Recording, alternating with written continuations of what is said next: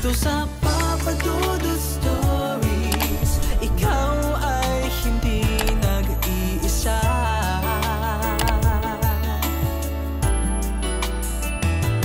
Dito sa Papa Dudut Stories, may nagmamahal sa'yo. Papa Dudut Stories. Papa Dudut Stories. Sa lahat po ng mga nakatutok ngayon, huwag pong kalimutan mag-like, mag-share at mag-subscribe. Maraming salamat po sa inyong lahat.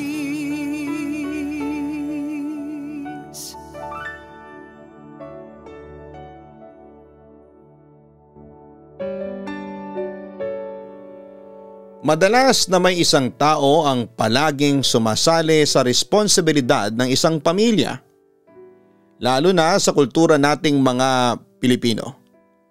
Hindi maiwasan ng panganay ang nagiging breadwinner sa oras na maging sakitin ang kanilang mga magulang. Pero hanggang kailan nga ba dapat saluhin ng isang panganay ang responsibilidad na para sa buong pamilya? Dear Papa Dudut, itago niyo na lamang po ako sa pangalang Lay, isang 61 years old na lola at avid listener ng inyong YouTube channel. Bilang isang senior citizen na palaging nasa bahay na lang, isa itong pakikinig sa inyong channel sa paborito kong libangan talaga. Ang ibabahagi kong kwento ng buhay ko ay noong nasa kalahati pa lamang ng edad ko nangyari. Isa akong breadwinner sa aming pamilya. Kahit nasa 30s na ako ay nakatira pa rin ako sa bahay ng mga magulang ko, kasama ang 4 na kapatid ko at ang 2 sa kanila ay may asawa at anak na. Pilit kong kinakaya lahat noon kahit ang totoo ay nabibigatan ako sa responsibilidad na nasa balikat ko. Hanggang sa nalaman ko na yung bunso kong kapatid na pinag-aaral ko sa college ay buntis at hindi rin planong panagutan ng lalaking nakabuntis sa kanya, kagaya ng nangyari sa 2 ko pang kapatid. Grabe talagang iyak at ang bigat sa dibdib na naramdaman ko noon dahil parang biglang nabaliwala lahat ng paghihirap ko para sa kanila. Alam mo yung pilit kong ginagapang ang pag-aaral nila, pero ayun sila at puro sarili lamang ang iniisip nila. Kaya naman hindi ako napigilan ang sarili ko at umalis muna ako sa bahay para magbakasyon na mag-isa. Pumunta ako sa isang probinsya at nag-check-in sa isang beach resort para makapagbakasyon na malayo sa pamilya at stress. Naiyak pa nga ako noong una kasi naramdaman ko yung bigat na dinadala ko noon. Naisip ko na hindi talaga madali ang maging breadwinner, pero wala naman akong ibang pagpipilian dahil mahal ko ang pamilya ko. Pero kahit gaano ko sila kamahal, may oras din talaga na mapapagod ako ng dahil sa kanila.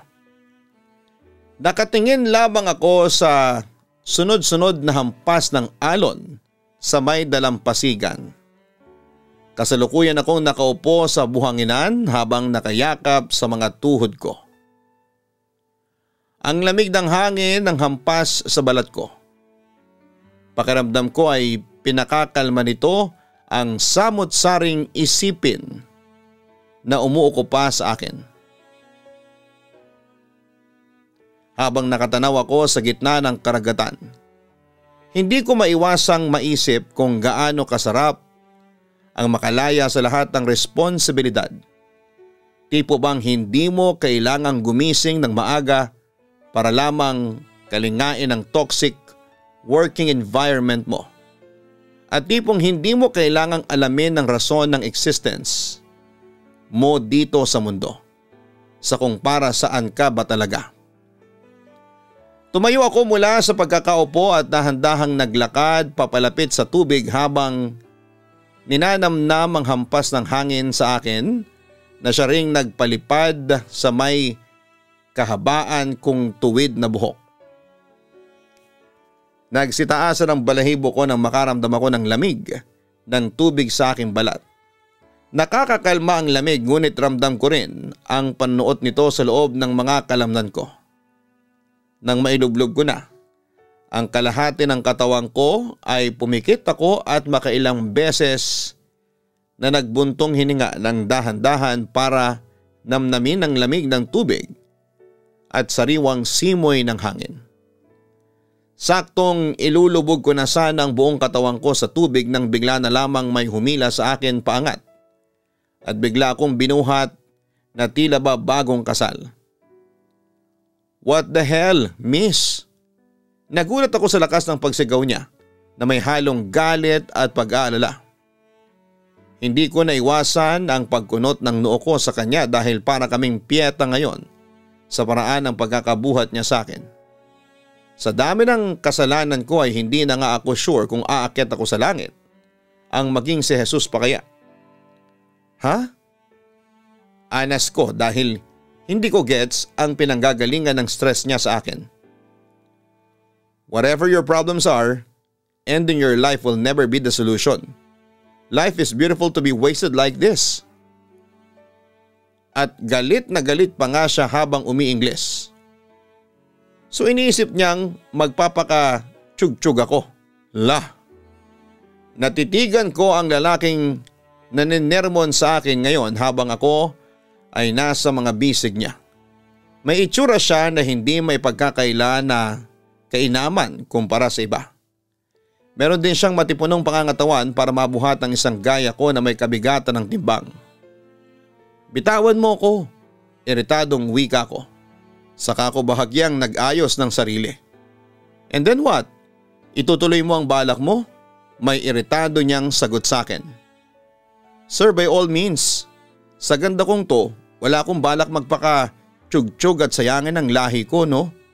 Sigaw ko at para siyang nabuhusan ng malamig na tubig dahil sa mga sinabi ko. "What? You didn't plan to kill yourself? At bakit ko naman gagawin yun, Aber? But I saw you walking as if you were so lost." "Ay sige, ipilit mo pa." Tuluyan na akong kumawala sa mga bisig niya at sinamaan siya ng tingin. "Kahit pogi ka, hindi muna ngayon. Bad trip na bad trip ako sa'yo.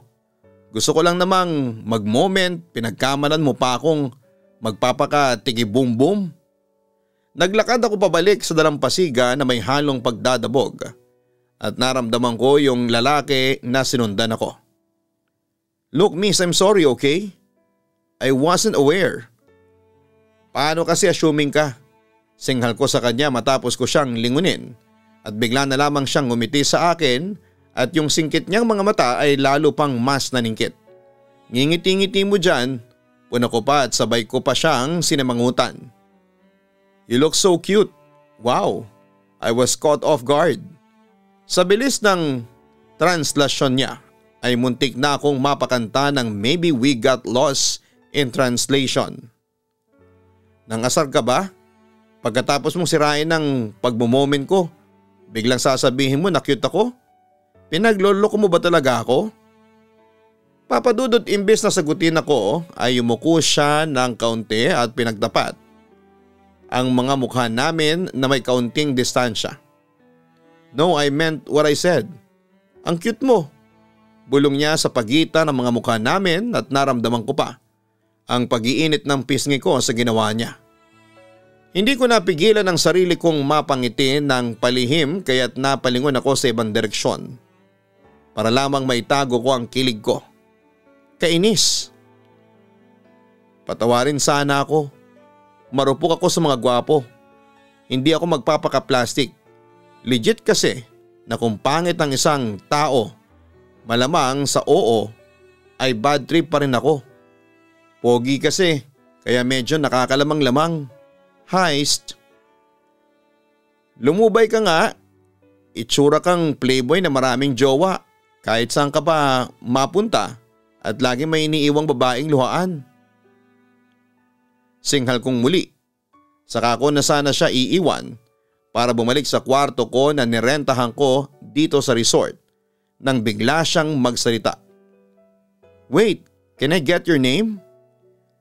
Mawawalan ako ng pangalan kapag kinuha mo.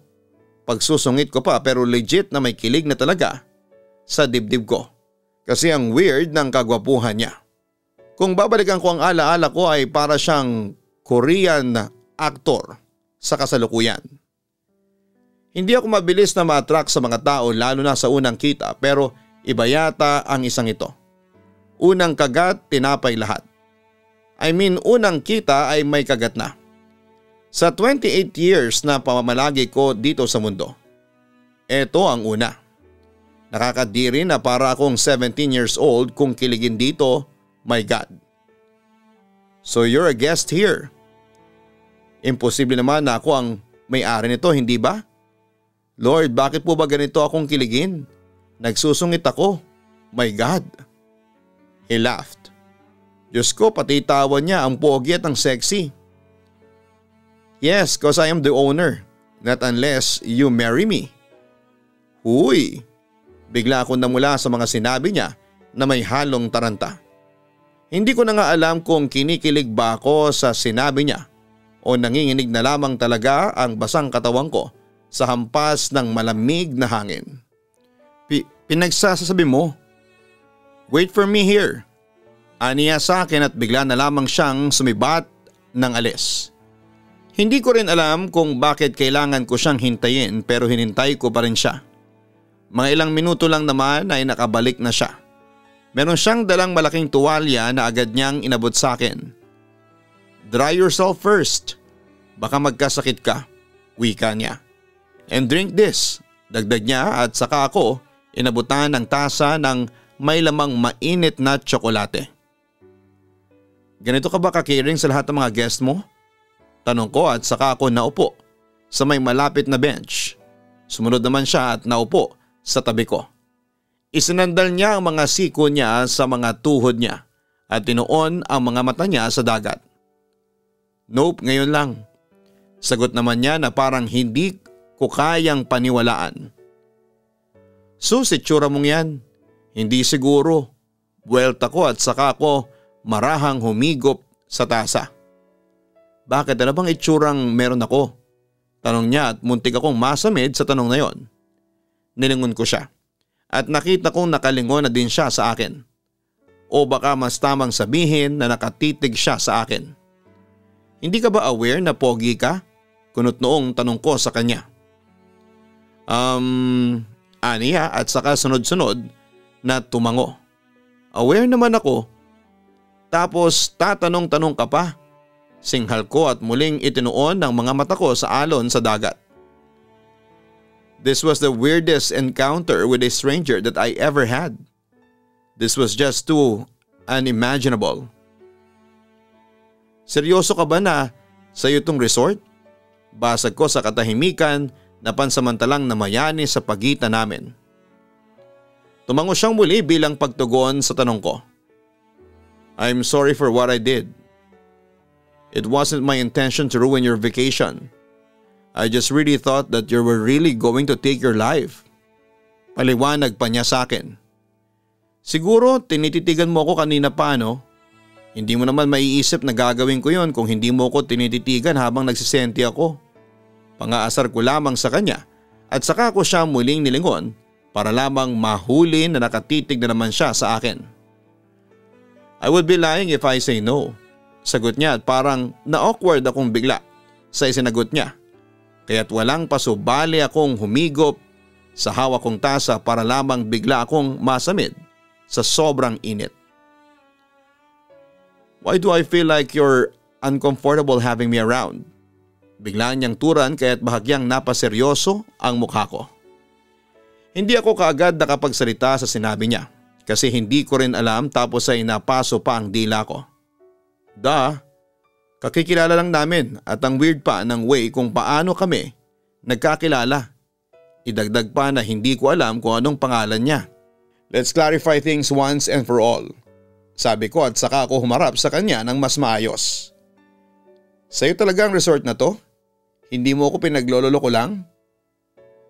Yeah, this resort was named after me. Aniya at napakunot ako kasi hindi ko maalala ang pangalan ng resort. Me and my memory gap. Diyos ko. Bakit mo sinabing tinititigan mo ko kanina? I was looking at you and I saw you hugging your niece as if you were asking for comfort. I was just too impulsive that I acted that way. I don't usually meddle with other people's business. It's just that you look like a lost soul asking for a savior. I swear to the good Lord in heaven that I have no bad intentions towards you. I only wanted to save you. Kaso, maling akala naman pala yon. I'm sorry. Ramdam ko naman ang sinseridad sa itinuran niya sa akin, Papa Dudut. Apology accepted. Naiintindihan naman kita kasi mabigat din talaga ang nararamdaman ko. Pero hindi naman ako aabot sa punto na magpapakategi ako. Kasi paano na lang yung mga kapatid ko? Kanino sila hihingi ng pera? Nakita kong natawa siya sa sinabi ko at talagang hindi nakita ang itim ng mga mata niya sa sobrang paniningkit sa pagtawa niya. Naku, yung mga ganyang tawa na yan, parang pa-in-love ka na sa akin oh. Biro ko sa kanya at saka ako tumawa. Can I… Uy, grabe ka namang makaspeed. Hindi ko nga alam kung masama ka bang tao o ano. Tapos hindi mo rin alam kung masama akong tao. Baka mamaya umaarte lang ako para mapansin mo kanina tapos nag-succeed ako, hindi ba? Tapos pipikutin pala talaga kita. Hindi ko natapos ang sinasabi ko dahil tumawa na naman siya. And this time, mas ramdam ko ang saya niya sa pagtawa. I don't think you are a bad person, but you really are cute. You speak your mind and that's what made me interested in you. Hindi kasi lahat ng babae ay kayang maging vocal sa mga bagay na iniisip nila. Nagpunta ako dito sa resort na to para makahinga-hinga. Tapos ang ending may in love pa yata ako, Papa Dudut. Ilang taong ka na? Tanong ko out of nowhere. Getting to know stage na yata kami. Ngumiti muna siya sa akin bago sumagot. 31. 31 ka na? Wala ka bang asawa, anak, apo? Imbes na sumagot agad ay natawa na naman siya sa mga pinagsasasabi ko. Malapit ko nang isipin na mukha akong clown sa paningin niya. I am single and believe it or not, I only had one ex-girlfriend at this age of mine. Ilang taon kayo? Pas kapag 3 years, pangaasar ko. 5 years. Mas lalong pas. Putol ko sa kanya. Hindi ka pa nakaka-move on doon? I already did. It's been 6 years since we separated. May asawa at anak na rin siya.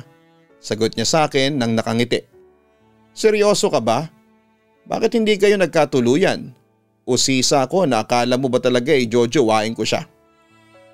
Ganun yata talaga kahit gaano kayo katagal. If you're meant for someone else, fate will make its way to tear you apart. Sagot niya nang nakangiti. Gusto mo bang i-badmouth ko yung ex mo? Maybe that would make you feel better. He laughed at what I said before she shook his head. I already accepted the fact that she was just meant to be a chapter in my life. Malay mo naman, ako ang climax at end ng story mo. Pagpapagaan ko sa atmosphere, sa pagitan namin kasi papunta na kami sa seryosohan. Ikaw may boyfriend ka ba? Kung ako may jowa, hindi siguro ako mag-isa ngayon dito. Sagot ko na sinundan ko pa ng tawa. Lagi kasi akong biktima ng pinapakilig pero hindi naman pinopursue. Kung hindi naman ay pinakikilig tapos gino-ghost. Really? Oo, lagi akong nakaka-encounter ng mga kagaya mo na magaling lang sa pagpapakilig pero hindi marunong tumindig. Sagot ko at dinagdagan ko pa ng tawa. Napangiti siya sa mga sinabi ko. Ang weird talaga kasi hindi siya yung tipikal na lalaki na may bit-bit na hangin. Siya yung tipong mukha niya talaga ang magsasalita para sa kanya. idagdag pa na grabe ang gaan ng aura na sinisigaw ng pagkatao niya. O baka naman pogi kasi talaga siya, kaya ganito ko siya idipina. Hanggang kailan ka rito? Can I see you again tomorrow? Check out na ako bukas. Pag-iisipan ko kung kikitain pa kita. Tumatawang sagot ko. It's getting late. Hatid na kita sa kwarto mo para makapagbihis ka na rin. Pagliko niya ng usapan at parang na-disappoint naman ako kahit na wala naman akong karapatan. Kaya ko na to. See you when I see you.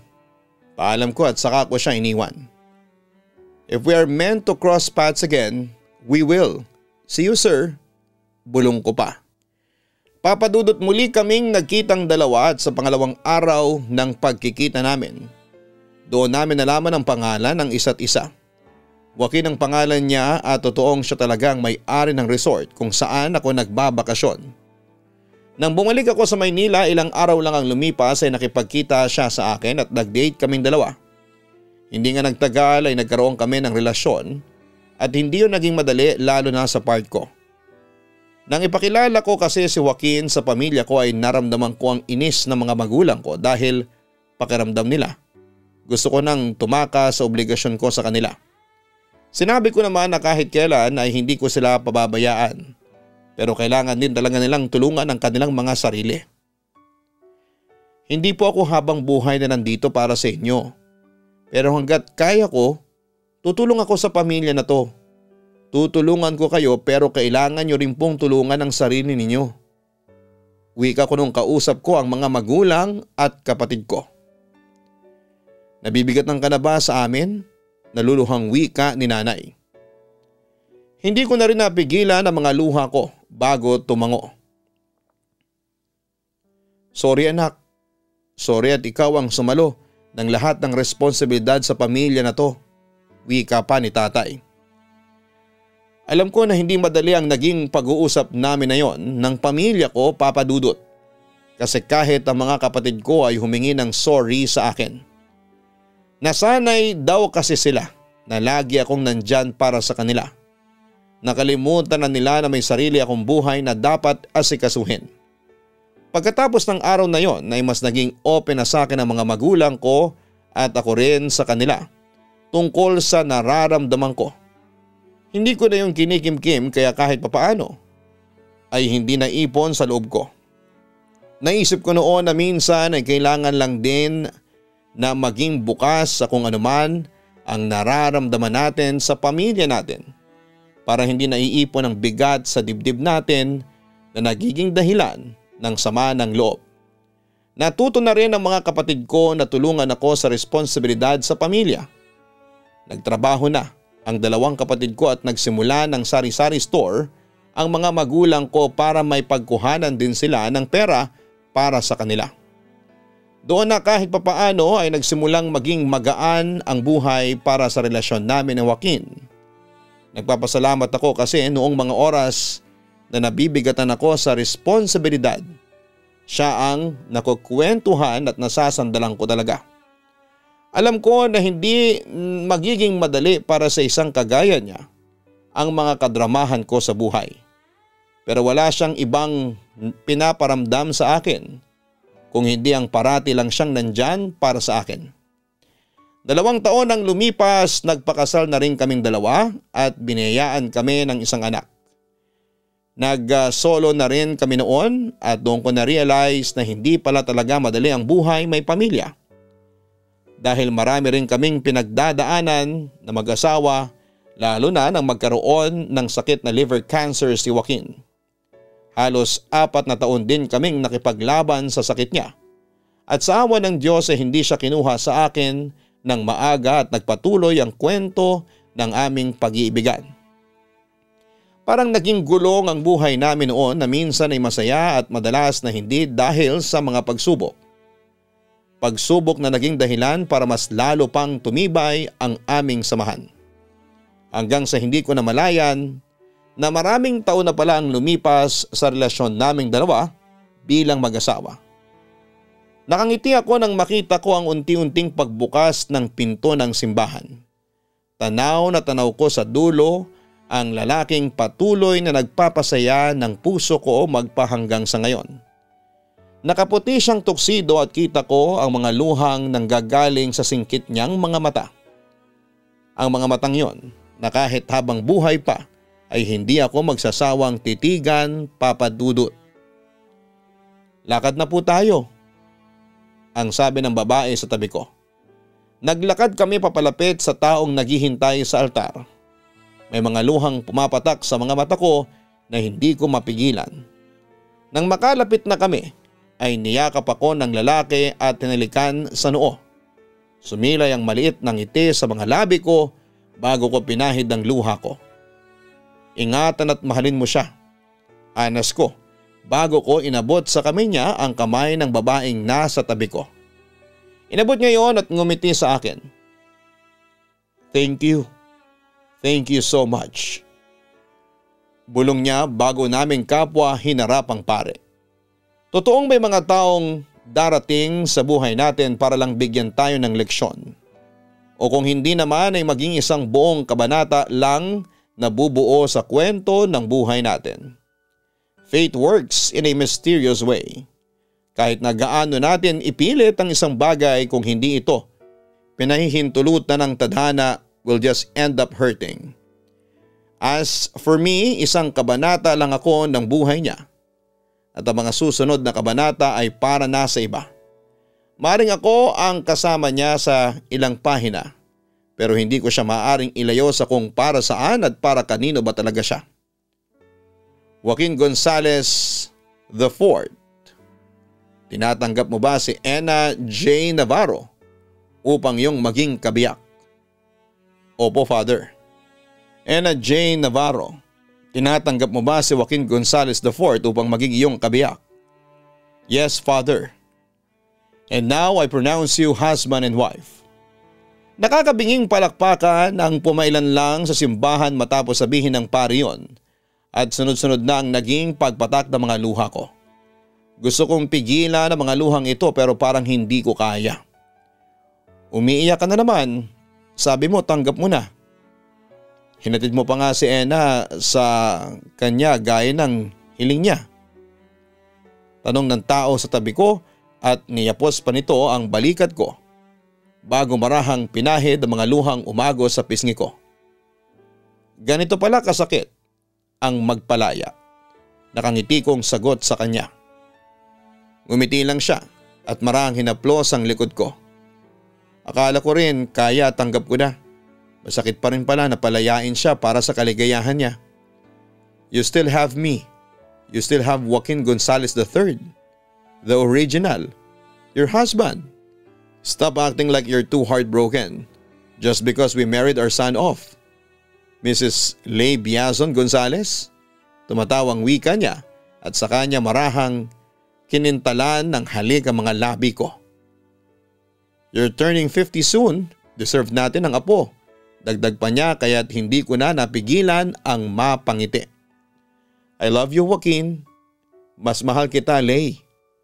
Nakakatuwa lang isipin na nakilala ko si Joaquin sa oras ng bigat ng nararamdaman ko at pinagdadaanan sa buhay.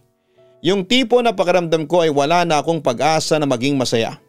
Pero siyang muling nagbigay ng dahilan sa akin para maging matatag. Doon ko naisip na kahit gaano kahirap ang buhay natin ay palaging may isang tao na darating para iparamdam sa atin ang kahalagahan natin sa mundong ito. Na palagi tayong may halaga para sa iba at lalo na para sa mga sarili natin.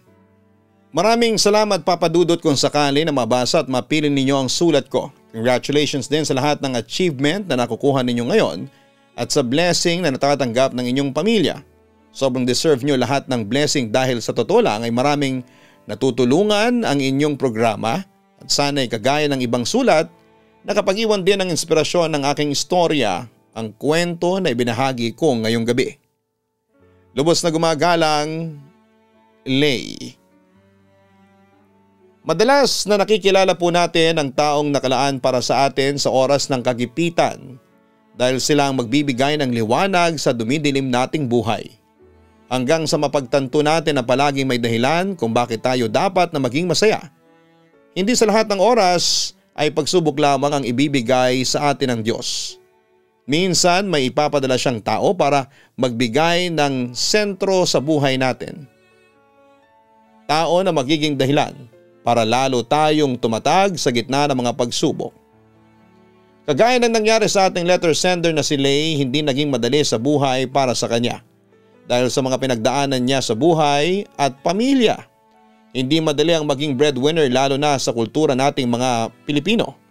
Pero humahanga pa rin ako sa kanya dahil hindi niya binitawan ng responsibilidad na inako niya sa pamilya. Sa kabila ng hirap na pinagdaanan niya, ay patuloy siyang nagpakatatag para sa kanyang pamilya. Para sa mga nakakatakot na istorya, hanapin po ang Kaistorya YouTube channel. Ganon din ang Gianna Vlogs para sa aming personal weekly vlogs ng aming pamilya. Maraming salamat po sa inyong lahat.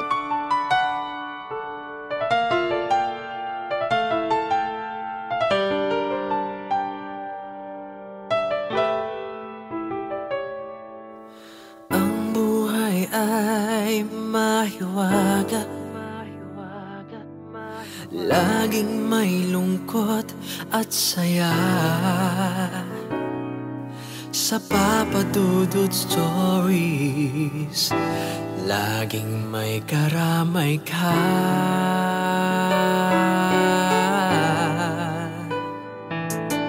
Mga problemang kay bigat,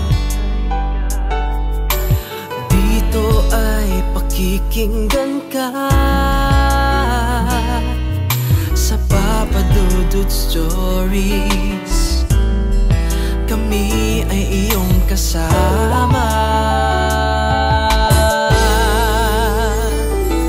Dito sa Papa Dudut Stories, ikaw ay hindi nag-iisa.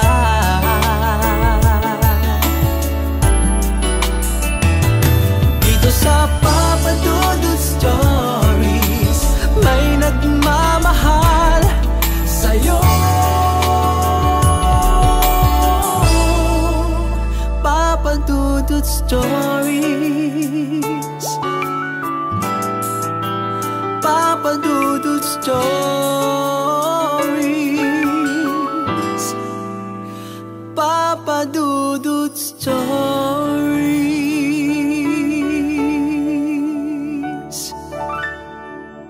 Hello mga ka-online, ako po ang inyong si Papa Dudut. Huwag kalimutan na mag-like, mag-share at mag-subscribe. Pindutin ang notification bell para mas maraming video ang mapanood ninyo. Maraming salamat po sa inyong walang sawang pagtitiwala.